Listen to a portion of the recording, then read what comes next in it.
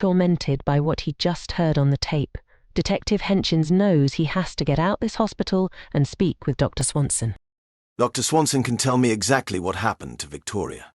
The exact cause of death, and I must investigate last-stop investigations. I know they have some connection to these murders. Detective Henshins looks at the clock.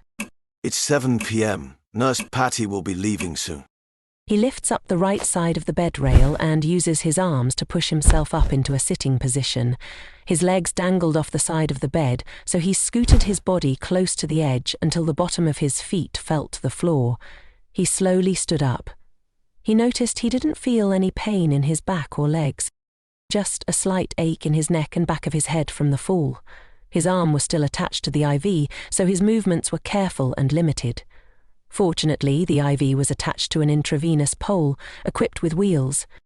He grabs the pole and uses the IV stand as a cane.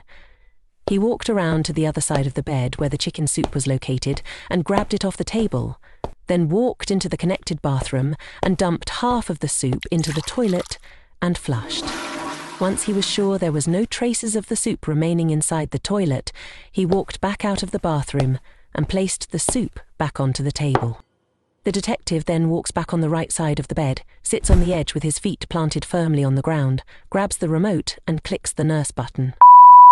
It took less than 5 minutes for Nurse Patty to enter the hospital room. Hey, detective, what can I get you? Oh, it looks like you ate a lot of my soup. Did you like it? Hey, Patty. Yes, it was delicious. Can you bring my dinner tray and a dose of medicine? I'm still a little hungry, and I'm starting to feel pain in the back of my head again. The rest of the soup is now cold, and I don't want to eat it.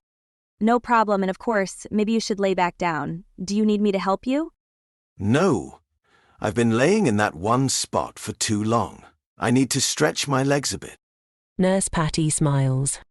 Okay, give me a few moments. I'll be right back with your food and medicine.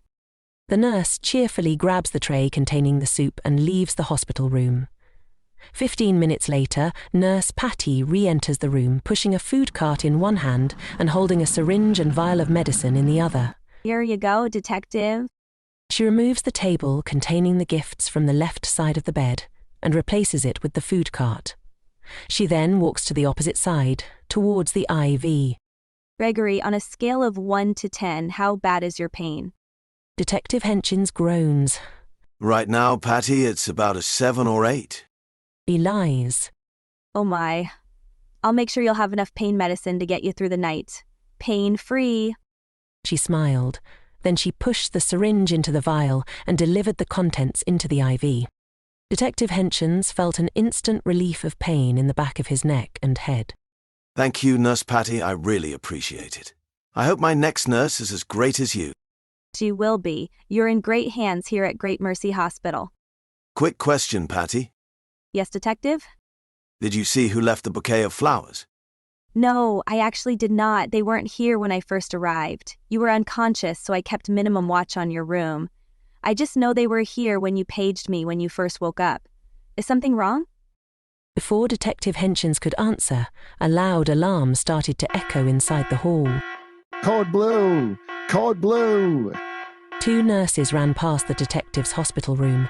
A third lagging nurse spotted Nurse Patty inside the detective's room. She immediately stuck her head in. Hurry, Patty, hurry. There's a code blue in room 202. Screams of panic and dread could be heard in the hallway. Nurse Patty stopped speaking to the detective and ran out the door. Room 202. That's the room of Alfred Smith. Detective Henshins immediately stood up, grabbed the intravenous pole containing the IV, and briskly walked into the hall to view the commotion. He headed toward the crowd gathered down the hall in front of room 202. There were a group of nurses standing outside the room huddled together, crying. There was another nurse across the hall behind a desk talking on the phone to who he assumed to be the police. He could barely hear the call. The detective moved through the crowd until he was in front of room 202. Sir, you shouldn't be here. You should go back to your room. I am a detective, and the gentleman that was inside this room is a victim of a case I am working on. Officer Brinks interrupts. Let him go in. And I'm sorry, Gregory. I should have kept better watch, said Officer Brinks in a defeated tone. I'm sorry, but I've never experienced anything like this. I've been a nurse for 20 years, and I've never seen anything like this. There was no warning. There was no warning. Detective Henchins walked into room 202, where Alfred Smith once resided. The room was empty. Confused, he looked back at the nurse. She urged him forward. The bathroom. Look inside the bathroom. Detective Henchins slowly crept towards the bathroom, mentally bracing himself for whatever he might discover. The bathroom door was cracked open. He peeped inside, but couldn't see anything. It looked empty. He tried to push the door open, but it felt heavy, as if someone or something was pushing back.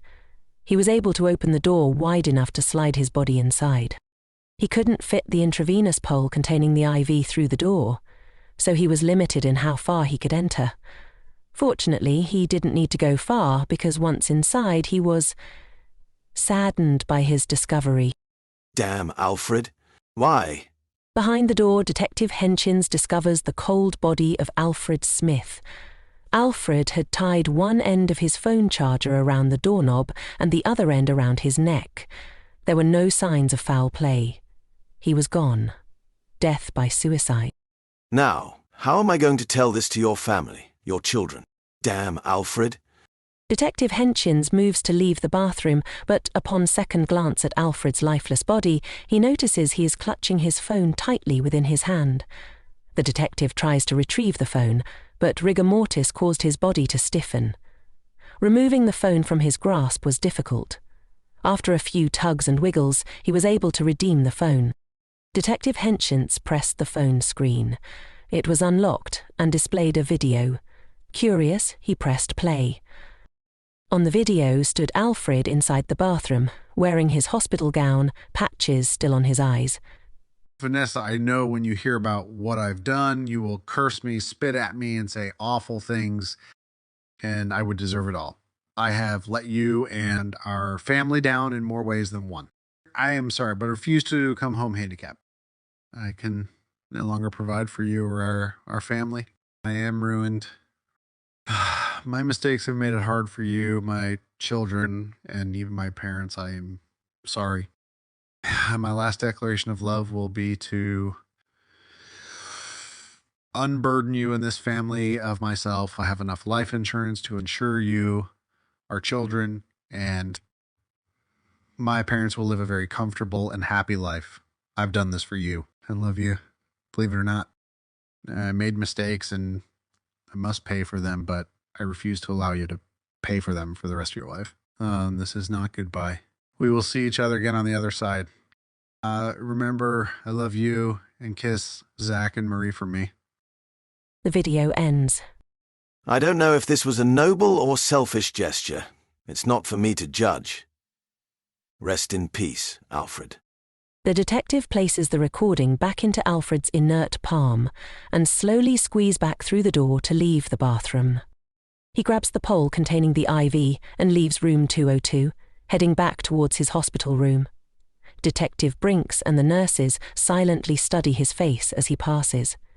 He doesn't say a word. After he's free from the crowd and back into his assigned room, he plans his escape.